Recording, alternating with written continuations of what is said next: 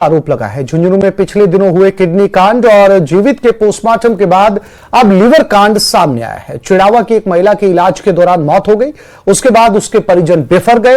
परिजनों का कहना है कि लीवर में कट और पित्त की थैली को खुला छोड़ देने के कारण महिला की मौत हुई है। आज मतलब डेथ हो गई उनकी।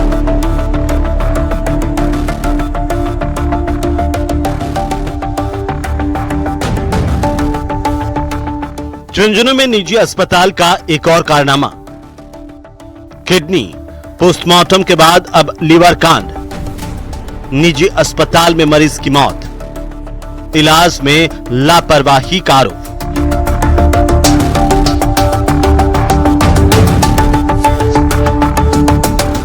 झुंझुनू में एक निजी अस्पताल पर परिजनों ने लापरवाही के आरोप लगाए हैं। दरअसल सुल्ताना निवासी इमरान ने अपनी मां छोटी बानो को लीवर संबंधी समस्या के कारण चिड़ावा के जयपुर अस्पताल में भर्ती करवाया था। अस्पताल में महिला का ऑपरेशन किया गया। परिजनों का आरोप है कि ऑपरेशन के बाद महिला की तबीयत लगातार बिगड़ती गई, लेकिन अस्पताल के डॉक्टर और नर्सिंग स्टाफ ने लापरवाही बरती, जिससे महिला की मौत हो गई। मैं तो साहब 19 तारीख में आया उन्हें ऑपरेशन कराना, पित्ता की थैली में पथरी हुई और वो का बाद में ये 22 तारीख तक मान छुट्टी थी। पित्ता की थैली को 20 तारीख में ऑपरेशन करो और 22 तारीख में छुट्टी दे दी। फिर मैं वापस आकर 24 तारीख में आयो, तो 24 तारीख में आया तो आना बस खाली 2-3 गोली लिख के वापस बना ले जाओ घर। उसके बाद में 2 दिन बाद फिर वापस आयो, तो उस दिन आयो तो बोले मैं भर्ती करूँगा। तो मैं एम से कहते हुए कि सर इनकी सोनोग्राफी लिख दो, इनकी सोनोग्राफी लिख दो। उन्होंने एक भी बार ये नहीं कहा कि मैं सोनोग्राफी लिख के दे रहा हूँ। बस आते हैं बोलते हैं गुटखा खिलाओ पानी पिलाओ, गुटखा खिलाओ पानी पिलाओ। जब आदमी को झेल नहीं रहा, उल्टियां शुरू से लेकर एंड तक अभी तक उल्टियां नहीं थमी इसकी, और आज मतलब डेथ हो गई इनकी। छोटी बानो की मौत के बाद परिजनों का जयपुर हॉस्पिटल पर गुस्सा फूटा। गुस्साए परिजन शव को लेकर जयपुर अस्पताल पहुंचे और कार्रवाई की मांग करने लगे। मौके पर पहुंची पुलिस ने समझाइश की तो परिजन पोस्टमार्टम पर राजी हुए। हम तो साथ मुकदमा करेंगे और इनको भी हॉस्पिटल में ये ऐसा कोई चलने देंगे। 12 तारीख का मेरा मुकदमा किया हुआ है, अभी तक कोई सुनवाई नहीं हुई मुकदमे में। मैं 2 बार चौकी में भी जाके आया हूँ, वहाँ पे मेरी कोई सुनवाई नहीं। बस वो बोलते हैं आ रहे वो मिलेंगे। महिला की बिगड़ती हालत को देखते हुए अस्पताल ने इसे जयपुर रेफर कर दिया। जयपुर के एक निजी अस्पताल में डॉक्टरों ने जांच के बाद बताया कि महिला के लीवर में कट लगा हुआ है और पित्त की थैली खुली होने के कारण मवाद पड़ गया है। इसके बाद महिला को दोबारा चिड़ावा के अस्पताल लाया गया, लेकिन यहाँ के डॉक्टर ने एसएमएस अस्पताल जयपुर ले जाने की सलाह दी। और उन्होंने बस में सोनोग्राफी करवाई थी 29 तारीख को, तो 29 तारीख को मैंने सोनोग्राफी करवा के इनके पास आया कि हाथ जोड़ के खड़ा हो गया, भाई मेरी बस की बात नहीं, जयपुर लेके जाओ एसएमएस में। लीवर में कट है, वो एसएमएस वाले बोल रहे हैं कि भैया लीवर में कट है और पित्ते की थैली का मुंह खुला रखा है इसमें, और यही इंपीरियल वालों ने बताया था कि पित्ते की थैली का मुंह खुला छोड़ा है और ये मतलब इसमें लीवर में कट मारा है। अब ये नहीं मान रहा इस चीज को, ये कह रहा नहीं हो ही नहीं सकता। इधर परिजनों ने मीडिया को जयपुर हॉस्पिटल के संचालक डॉक्टर नरेंद्र गिल का एक वीडियो भी उपलब्ध करवाया है, जिसमें दोनों पक्षों की इलाज को लेकर बहस हो रही है। इस दौरान डॉक्टर नरेंद्र गिल कहते दिख रहे हैं कि उन्होंने अपना इलाज किया है, जब उनके कंट्रोल में नहीं आया तो उन्होंने जयपुर रेफर कर दिया। हालांकि न्यूज 18 राजस्थान इस वीडियो की पुष्टि नहीं करता। इलाज कर दो, प्रशांत भैया को बुला लो, आप इलाज करवा दो। कैसे भी आपके पास भर्ती करो, चाहे कुछ भी करो, आप इलाज करो, मेरे को दे दो, मैं संतोष हो। मेरे से तो जो हो सकता था मैंने किया, और मेरे से नहीं हो सकता था इसलिए जयपुर भेजा। वहीं पुलिस के मुताबिक मामले में एक शिकायत दर्ज की गई, जिसमें डॉक्टरों पर लापरवाही के आरोप लगाए गए हैं। मेडिकल पोस्टमार्टम रिपोर्ट आने के बाद जांच को आगे बढ़ाया जाएगा। यदि किसी पर लापरवाही का दोष सिद्ध होता है तो उसके खिलाफ सख्त कार्रवाई की जाएगी।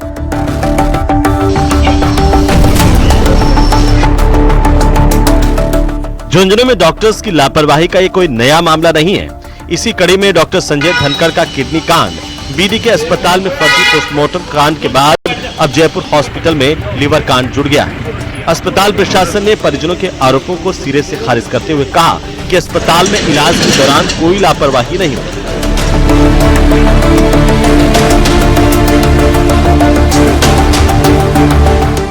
न्यूज 18 राजस्थान के लिए झुंझुनू से कृष्ण सिंह शेखावत की रिपोर्ट।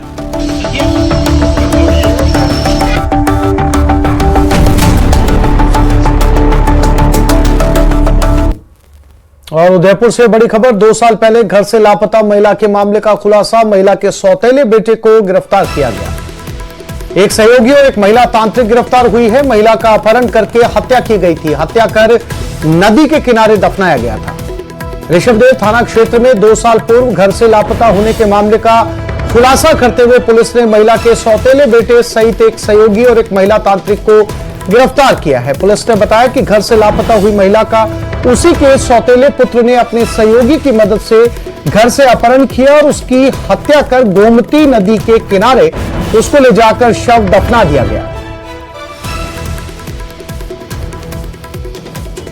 जानकारी लगी कि ये व्यक्ति जो है लगातार फरार था। इसको लगातार कॉल कर रहे थे इंटरोगेशन के लिए, और जब इंटरोगेशन के दौरान भी इसका जो रवैया था वो डाउटफुल था। फिर जो घटना के दिन और उसके बाद इनके जो कंटिन्यू जो इनके कंडक्ट थे वो डाउटफुल थे। अनिल से पूछताछ करने पर और कन्हैयालाल से बात करने पर कुछ कॉन्ट्राडिक्टरी फैक्ट सामने आ रहे थे। अब जो खबर हम आपको दिखाने जा रहे हैं वो उन माता पिता के लिए है जो अपने बच्चों को अक्सर हॉस्टल में भेजकर पढ़ाते हैं। करौली के एक हॉस्टल में रहकर पढ़ाई कर रहे बच्चे की मौत हो गई। परिजनों ने 2 शिक्षकों पर मारपीट समेत गंभीर आरोप लगाए हैं। देखिए इस रिपोर्ट में माता पिता का छलकता दर्द और 14 साल के बच्चे की जिंदगी कैसे हॉस्टल में खत्म हो गई।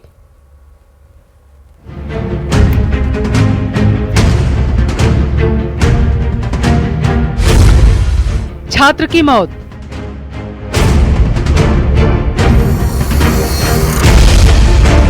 शिक्षकों पर हत्या का आरोप, अस्पताल में धरना प्रदर्शन, समझाइश के बाद बनी सहमति। प्रदर्शन की ये तस्वीरें माँ बाप के उस दर्द को बयां कर रही हैं, जिसके घर का चिराग बुझ गया है, जिस माँ का आंचल सूना हो गया। परिजनों ने विद्यालय पर गंभीर आरोप लगाए।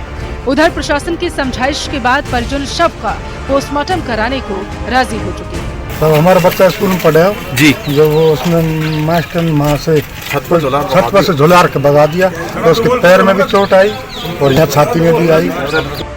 सलेमपुर गांव निवासी दिलराज मीणा 7वीं कक्षा का छात्र था और निजी आवासीय विद्यालय में पढ़ता था। परिजनों ने हॉस्टल की ही 2 शिक्षकों पर मारपीट का गंभीर आरोप लगाया, जिससे बच्चा गंभीर रूप से घायल हो गया है। सूचना मिलने पर परिजन हॉस्टल पहुंचे। परिजनों ने बच्चे को गंगापुर के निजी अस्पताल में भर्ती करवाया। 2 दिन बाद बच्चे को करौली के सरकारी अस्पताल भेजा गया। हालात गंभीर होने पर उसे जयपुर रेफर किया गया। 20 दिसंबर को जयपुर ले जाते वक्त रास्ते में ही मासूम ने दम तोड़ दिया। परिजन बच्चे को वापस लेकर करौली अस्पताल पहुंचे और शव को मोर्चरी में रखवाया गया। और बच्चे की इन्फॉर्मेशन बाप तक कोई नहीं दी, ना गांव वालों को दी। पीटने वाले का नाम नसरुद्दीन खान था, जो वार्डन था SBM हॉस्टल में। मांगे तो यही है कि भाई अब बच्चा तो चला गया, लेकिन वो बहुत गरीब स्थिति से चल रहे हैं। अभी फिलहाल उनकी बहुत दयनीय स्थिति है और उनके लिए कोई आर्थिक सहायता जो गवर्नमेंट के द्वारा दी जा सके, हमारी यही मांग है कि उनको जरूर प्रदान करें। उधर बच्चे की मौत की खबर जैसे ही गांव पहुंची तो बड़ी संख्या में लोगों की भीड़ भी अस्पताल के बाहर जमा हो गई और जमकर उनकी तरफ से प्रदर्शन किया गया। मामले में करौली विधायक दर्शन सिंह, सपोट्रा DSP कन्हैयालाल और करौली की कार्यवाहक SDM कौशल गर्ग लोगों के बीच पहुंचे। लोगों से समझाइश की और मामला शांत करवाया गया। इसके बाद परिजन पोस्टमार्टम करवाने के लिए सहमत हुए। से मांग की है कि जो बच्चा है उसको कुछ जो मुआवजा मिले।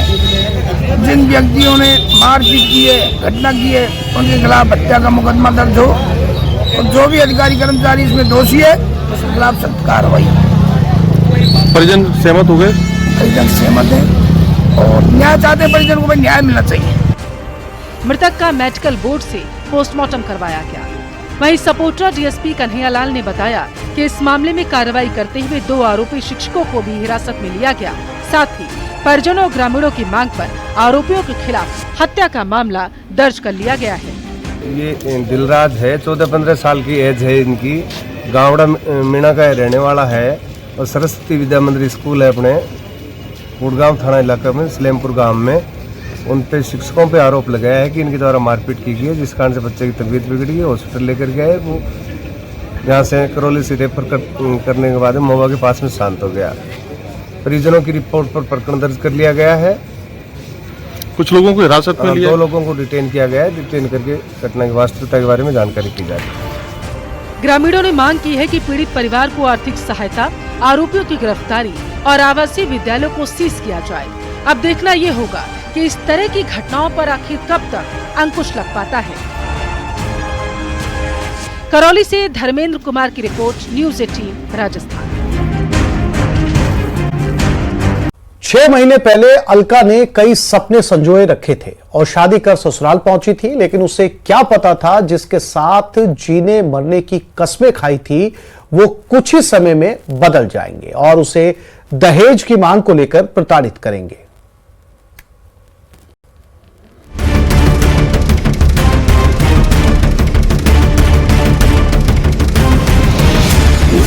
शनिवार को ससुराल पक्ष की ओर से पीहर पक्ष को फोन आया कि आपकी बेटी घर पर नहीं है, आपके घर तो नहीं आ गई। लेकिन उन्हें क्या पता था कि बेटी अब कभी पीहर लौट कर ही ना आ पाएगी। घर से अचानक गायब होने की सूचना पर पीहर पक्ष ने ढूंढने की कोशिश की, कहीं नहीं मिली। इसके बाद बाड़मेर में गुमशुदगी की दर्ज करवाई गई रिपोर्ट। पुलिस ससुराल पक्ष के यहाँ पहुँचा, तब तक घर में बने टांके में शव नहीं मिला था। देर रात 3 बजे सूचना मिलती है कि अलका का शव टांके में है। परिजनों की सूचना पर पुलिस भी मौके पर पहुंची।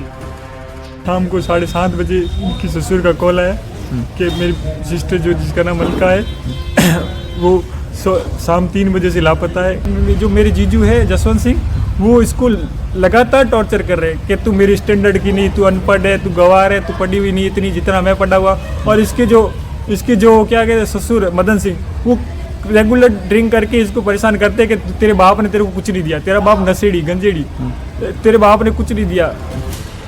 अचानक टांके में शव मिलने के बाद पीहर पक्ष ने नाराजगी जताते हुए हंगामा किया और ससुराल पक्ष पर हत्या कर टांके में शव डालने का आरोप लगाया। सीईओ बाड़मेर रमेश कुमार शर्मा और एसडीएम बाड़मेर विरमा राम चौधरी मौके पर पहुंचे। साथ ही एफएसएल की टीम को भी बुलाया गया और मौके से साक्ष्य जुटाए गए। पानी से टांका भरा होने की वजह से पानी बाहर निकाला गया और उसके बाद शव को निकाला गया। बाहर निकलवाए गए। मौके पर श्रीमान एसडीएम साहब भी पधारे हुए हैं और अब जैसे मेडिकल बोर्ड से पोस्टमार्टम करवाया कर जैसी परिजनों की रिपोर्ट होगी उस हिसाब से जांच कर आगे की कार्रवाई की जाएगी। सर, परिजनों से वार्ता हुई क्या दहेज को लेकर प्रकरण? हाँ, परिजन बता रहे हैं कि पहले इसको परेशान कर रहे थे, फिर भी एक बार परिजनों की लिखित में जो भी रिपोर्ट होगी उसी मुताबिक कार्रवाई की जाएगी। अलका कंवर की 6 महीने पहले ही बलदेव नगर निवासी जसवंत सिंह के साथ शादी हुई थी, लेकिन कुछ ही समय बाद बेटी को दहेज सहित विभिन्न मांगों को लेकर परेशान करने लगे। अलबत्ता अमृतका के परिजनों की ओर से रिपोर्ट दर्ज करवाने के बाद पुलिस मामले की जांच कर रही है। बाड़मेर से प्रेमदान देथा की रिपोर्ट।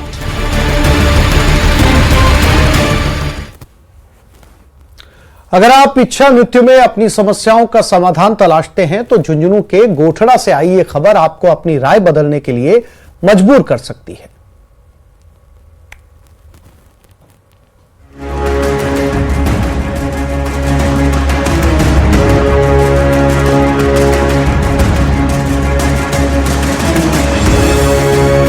पहले तो चक्कर लगाना शुरू किया, फिर किसी ने कोई आश्वासन नहीं दिया, तो लास्ट में मैंने ये फैसला लिया कि मैं इच्छा मृत्यु हुआ, कि कोई रास्ता नहीं था। इसके लिए मैंने यही ऑप्शन चुना कि भाई इससे तो मरना अच्छा है। विद्याधर यादव कहते हैं कि दरवाजे पर दस्तक देने के बाद भी जब कहीं कोई सुनवाई नहीं हुई तो जिंदगी से आजीज आकर उन्होंने शासन प्रशासन से इच्छा मृत्यु की गुहार लगाई, लेकिन अब प्रशासन उनसे 10 लाख रुपए मांग रहा है। आप कहिएगा ये क्यों? तो सुनिए। प्रशासन का तर्क है कि इच्छा मृत्यु की घोषणा के बाद मौके पर जो पुलिस जाब्ता लगाया गया उसका खर्च विद्याधर यादव प्रशासन से पूछते हैं कि उन्होंने अपनी सुरक्षा मांगी ही कब थी, और जब सुरक्षा देनी ही थी तो तभी दे देते जब उनका मकान तोड़ा जा रहा था। वैसे जैसे करके परिवार की परिस्थिति देख के मैंने समझौता किया। समझौते के बाद में आज भी वो लोग नोटिस निकाल रहे हैं कि आपकी सुरक्षा के लिए। मैंने कोई सुरक्षा नहीं मांगी थी प्रशासन से, मैंने इच्छा मृत्यु मांगी थी कि प्रशासन अगर सुरक्षा देता तो वो टाइम पे मेरे मकान टूटे, वो टाइम पे प्रशासन नहीं था। एसपी ने 17 दिसंबर 2024 को आदेश जारी कर किसान से वसूली करने के लिए कहा। आदेश में कहा गया कि आपको इच्छा मृत्यु से बचाने में सुरक्षार्थ लगी पुलिस फोर्स और प्रयुक्त राजकीय वाहनों से राजकोष पर अतिरिक्त भार पड़ा है, इसीलिए व्यक्तिगत सुरक्षा पर व्यय राशि 9,91,577 रुपए आपसे वसूल किए जाने हैं। आदेश में कहा गया कि इस रुपए 7 दिन के अंदर पुलिस अधीक्षक कार्यालय की लेखा शाखा में जमा करवाए जाएं। 18 तारीख को मेरे को नोटिस मिला है गोठड़ा थाने के द्वारा, तो उसके अंदर 10 लाख के लगभग अमाउंट था उसके अंदर। वो मेरे को एसपी ऑफिस में भरने के लिए बोला है। देखो परेशानी तो पूरा परिवार परेशान होके, मैंने परेशानी के डर से ये समझौता किया था कि कैसे जैसे करके ये परेशानी सोल्व हो, लेकिन आज वही परेशानी सामने। अब जरा मामला समझ लीजिए। गोठड़ा निवासी किसान विद्याधर यादव ने गोठड़ा में स्थित सीमेंट कंपनी पर प्रताड़ित करने का आरोप लगाया और 11 दिसंबर को कंपनी के गेट के सामने आत्मदाह का प्रयास किया, लेकिन मौके पर पहुंचे पुलिस प्रशासन ने परिवार के लोगों को वहां से उठा लिया और विद्याधर यादव को हिरासत में ले लिया था। किसान का आरोप है कि उनके गोठड़ा गांव में सीमेंट फैक्ट्री के माइनिंग इलाके में जमीन और मकान है। सीमेंट कंपनी प्रशासन ने उनके स्थायी आवास को अतिक्रमण के नाम पर तोड़ दिया। हद तो यह है कि उसके बदले उन्हें कोई मुआवजा भी नहीं दिया गया। बहरहाल नोटिस से परेशान किसान ने विधायक को अपनी आपबीती सुनाई। इसके बाद विद्याधर यादव को मामले में कार्रवाई का भरोसा मिला है।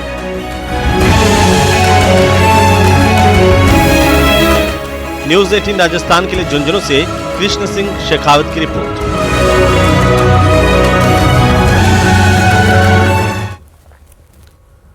पर्यावरण संरक्षण को बढ़ावा देने के लिए होने वाले प्रयोग चर्चा का सबब बनते हैं। उदयपुर में ऐसी एक कोशिश इन दिनों परवान चढ़ रही है जिसकी हर ओर चर्चा है। इस रिपोर्ट में देखिए। गिफ्ट में पेंटिंग और बुके देने के दिन गए गुजर। डेकोरेटिव प्लांट देने के चलन पर लगी मोहर। पर्यावरण बचाने की अनोखी फाइल।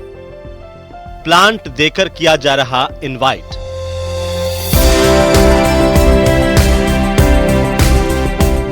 पेड़ पौधे आंखों को सुकून देने के साथ ही दिलो दिमाग को भी स्वस्थ रखते हैं। शायद तभी लेक सिटी में पर्यावरण संरक्षण को बढ़ावा देने के लिए एक नई कोशिश परवान चढ़ रही है। इन दिनों उदयपुर में चाहे कॉर्पोरेट मीटिंग्स हो या फिर शाही शादियां हो, वहां पर गिफ्ट देने के ट्रेंड्स में कुछ बदलाव आए हैं और जो अतिथि जिन्हें निमंत्रण दिया जाता है उनके निमंत्रण देने के ट्रेंड्स में भी कुछ बदलाव आया और मुख्य रूप से प्लांट्स जो है वो गिफ्ट के रूप में देने का ट्रेंड जो है वो काफी देखने को मिल रहा है। दरअसल शादी में आने वाले मेहमानों या फिर कॉर्पोरेट मीटिंग्स में आने वाले डेलीगेट्स को रिटर्न गिफ्ट के तौर पर जो तोहफे दिए जाते हैं उनकी उम्र ज्यादा नहीं होती, लेकिन प्लांट्स के साथ ऐसा नहीं है। इससे घर सस्ता है, पर्यावरण को फायदा होता है। प्लांट का क्रेज काफ़ी बढ़ रहा है शादी में देने में, साथ ही साथ कॉर्पोरेट इवेंट में भी काफ़ी चेंजेस आ गए। पहले मूवमेंट वगैरह जाते थे, अभी इस तरह के प्लांट्स और पौधे जो छोटे गमलों में और अट्रैक्टिव डिजाइन में आ रहे हैं उनका प्रचलन काफ़ी बढ़ रहा है। कई लोगों ने तो शादी के कार्ड भी प्लांट के रूप में देकर न सिर्फ शादी के कार्ड को अनूठा बनाया, बल्कि जिन्हें आमंत्रित किया गया उन्हें भी कार्ड काफी पसंद आया।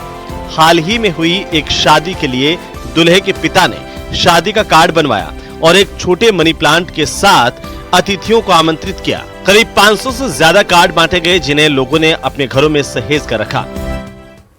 और चूरू के सरदार शहर से ये बड़ी खबर मिल रही है। पंजाबी सिंगर काका के कार्यक्रम में हंगामा हुआ। कार्यक्रम स्थल के बाहर यह हंगामा हुआ। बाहर भीड़ के बीच मारपीट का वीडियो भी अब वायरल हो रहा है। टिकट की बात को लेकर हंगामा होने की बात सामने आई है। मौके पर पर्याप्त पुलिस जाब्ता भी मौजूद नहीं है। तो पंजाबी सिंगर काका पहुंचे थे चूरू के सरदार शहर में, हंगामा हुआ। टिकट को लेकर लोग बाहर आपस में धक्का मुक्की करते हुए नजर आए और जो जानकारी मिल रही है उसके मुताबिक बाहर पुलिस जाब्ता भी पर्याप्त नहीं है। चूरू के सरदार शहर से ये तस्वीरें सामने आई है जहां पर एक कॉन्सर्ट हो रहा था पंजाबी सिंगर काका का और बाहर आपस में उलझते हुए लोग।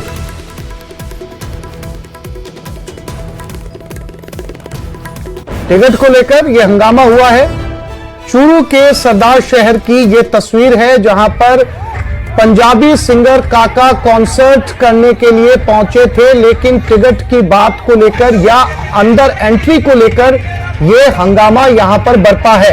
आप देख सकते हैं काफी तादाद में लोग बाहर एक दूसरे से धक्का मुक्की करते हुए नजर आ रहे हैं।